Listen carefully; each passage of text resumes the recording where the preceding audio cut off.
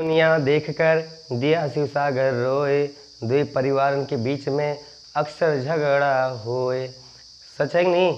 या दुनिया देख करके अब रुवाई आ जाती है। साथ में खेलने वाले दो भाई, सगे भाई, बड़े चलकर एक दूसरे के घोर शत्रु बन जाते हैं। है कि नहीं?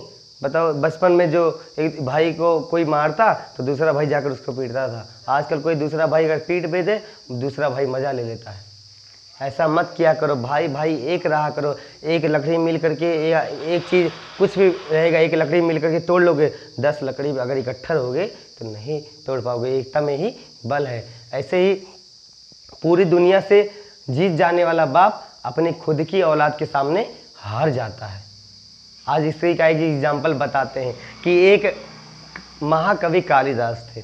महाकवि कालिदास थे, उनका विवाह जो है किससे हुआ तो यही बता रहे हैं। एक राजा थे, उनकी लड़की थी, उनकी लड़की का नाम, उनकी पुत्री थी, उनकी पुत्री का नाम विद्योत्मा था। विद्योत्मा इतनी ज्ञानी थी कि उसे अपना ज्ञान का बहुत ही घमंड था। उनके पिता जो है किसी को अगर विवाह कराने के लिए लाते तो विद्योत्मा जो है अपने ज्ञान से उसको पराजित कर देती, क्योंकि शर्त वही रखती कि जो मेरे ज्ञान का मेरी तरह ज्ञानी रहेगा मैं विवाह उसी से करूँगी। कहा अच्छा ठीक है। अब उसके पिता उससे अकता गए। 4-5 साल तो इसे में गवा दिए, विवाह ही करते। अब के कहा इससे पिता ने कि मैं पक्का इसका विवाह किसी मूर्खे से कराऊंगा, किसी मूर्खे से कराऊंगा। सैनिकों को आदेश दिया, जाओ सैनिकों, जहाँ पर मूर्ख मिले उसे उठा लाओ और इसी का विवाह मैं अपनी पुत्री से करवा दूंगा। सैनिक लोग गए। जाते जाते एक पेड़ था और एक पेड़ पर एक शाखा कालिदास जी काट रहे थे, और जिस शाखा पर कालिदास बैठे हुए थे उसी शाखा को काट रहे थे। अब पुलिस बैठ करके उसी शाखा को काट रहे थे ताकि गिर जाए। कालिदास को लेकिन पता नहीं था, वो मूर्ख कहलाते थे कालिदास। अब सैनिक लोग देखे, कहे भैया तुम गिर जाओगे। कालिदास ने कहा अरे मैं क्यों गिरूंगा, कट तो रही है डांड, गिरेगी तो डांड गिरेगी, तुम मूर्ख हो। सैनिकों ने कहा भैया सच में गिर जाओगे। कहा मैं नहीं गिरूंगा, डांड कट रही है, डांड गिरेगी, मैं बच जाऊंगा। सैनिकों ने कहा लगता है एकदम से महामूर्ख है, चलो इसी को ले चलते हैं। सैनिकों ने पकड़ा, उसे ले चल के राजा के सामने पेश कर दिया। कहा राजा जी लीजिए, ये जिस डांड को काट रहा था उसी डांड पे ये बैठा था, इसीलिए हमें मूर्ख मिला। तो उसको बुलाया, क्यों जी, हाँ सही है। कहा हाँ चल ठीक है अभी बैठ जा। तो उसी वक्त विद्वान उपस्थित थे, 2-4 विद्वानों ने कालिदास को समझाया कि भैया अगर विवाह करना है अपना तो ध्यान से बोलना मत, अभी एक लड़की आएगी, केवल तुम इशारों से बात कर देना, हूँ कर देना बस। कहा अच्छा ठीक है आप जो ऐसे कहते हैं। तो विद्योत्मा आई अपना तैयार होकर के, और विद्वानों ने उनसे कहा देखिए ये महान विद्वान है, ये महान विद्वान है, इनसे तुम शब्दों से नहीं इशारों से प्रश्न पूछो, इशारों से पक्का तुम्हारा जवाब दे देंगे। विद्योत्मा ने कहा वाह भाई, ऐसा इंटेलिजेंट तो मेरे पल्ले पड़ा ही नहीं कि मुंह से मुंह मन से मन आंसर आ जाए। कहा अच्छा ठीक है। विद्योत्मा ने पहला प्रश्न पूछा इशारों से, कहा विद्योत्मा का प्रश्न था कि क्या ईश्वर एक हैं? तो कालिदास ने उसका पलट कर जवाब दिया, लगता है मुझे एक तमाचा मारने के लिए कह रही है तो मैं 2 मारूंगा। कह रही है, कालिदास कह रहा है मैं 2 मारूंगा मन में। इशारों के क्वेश्चन देखो। तो विद्वान लोग बैठे थे एक्सप्लेन करने के लिए। विद्वानों ने कहा क्या वो उनका प्रश्न था क्या ईश्वर एक हैं? कालिदास ने कहा ना, हमारे ईश्वर 2 हैं। कहा लगता है मुझसे भी इंटेलिजेंट है। कहा अब विद्योत्मा का दूसरा प्रश्न। विद्योत्मा बोली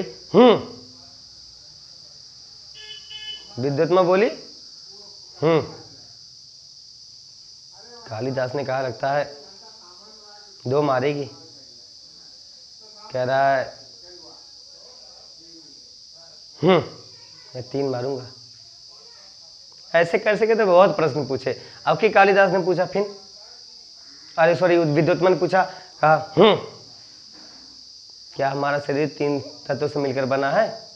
तो कालिदास ने कहा लगता है मुझे 3 मारेगी, थोड़ा और आगे बढ़ गई। कालिदास ने कहा तमाचा मारूंगा, तमाचा। लगता है विद्वत्मा ने सोचा लगता है बहुत बड़ा इंटेलिजेंट है, इससे आखिरी प्रश्न पूछती हूँ, क्या हमारा कालिदास वो विद्वत्मा आगे बढ़कर कालिदास सोचे, कालिदास भी उठ गए, लगता है मुझे तमाचा मारने के लिए आ रही है। तो कालिदास ने कहा घूसा मारूंगा, घूसा, सुधर जाएगी तू। तो विद्वानों ने एक्सप्लेन कर दिया कि विद्वत्मा पूछ रही है क्या 5 पर्याप्त हैं हमारे शरीर के लिए, शरीर का बनने के लिए? कहाँ? और कालिदास ने उसका सही जवाब दिया, 5 को 1 मिलाकर बना लो मुट्ठी, तब सही हो जाएगा, एकता में बल है। तो ऐसे ही अब समझ आए नहीं? अब ध्यान से, उसी के प्रकार उसके पिता ने उसकी शादी मूर्ख इंसान से करा दी नहीं, और उसका विवाह भी हो गया, संपन्न हो गया। तो इसी प्रकार ज़्यादा इंटेलिजेंट बनने की कोशिश मत किया करो, अन्यथा गड्ढे में गिरते हो। जो ज़्यादा पढ़ने में तेज रहता है वो गड्ढे में ज़्यादा। अपने विद्या का सदुपयोग करो, दुरुपयोग मत करो। थोड़ा सा अगर क्वेश्चन आंसर आ जाए उसका उपयोग बहुत अच्छी जगह करो। अगर आपको 10-20 तक पहाड़ा आता है, 10-20 तक गिनती आती है, या 1-2 प्रश्न आता है, या आपको थोड़ा सा एक भी हेडिंग आती है, टॉपिक आती है, एक भी सवाल आ जाए, तो उसको दूसरे को बताया करो। दूसरे को बताने से तुम्हारा खुद का रिवीजिंग फास्ट होगा। तो इसलिए ऐसा होता है ना, किसी किसी के अंदर थोड़ा सा अगर ज्ञान आ जाए तो उसे अपने ज्ञान का घमंड हो जाता है। तो इसलिए अपने ज्ञान का घमंड मत करो। हाँ, कबीरदास जी भी कह गए हैं कि चलती चक्की देख कर दिया कबीरा रोए, दो पाटन के बीच में साबुत बचा न कोई। कबीरदास जी चक्की को देख करके दुनिया की कंपेरिजन करते हैं। ये दुनिया इसी की तरह है, इसी की तरह है, चक्की में पीस रही है, लेकिन जो देखते होगे जब डालते हैं ना ऊपर खड़ा करके आकर, जो वो डंडा का होता है उसी में एक आकर बच जाता है, उसी में से 1-2 बच पाते हैं, 1-2 दाना वहाँ पे बच जाता है, और बाकी लोग सब पीसते जाते हैं, है कि नहीं?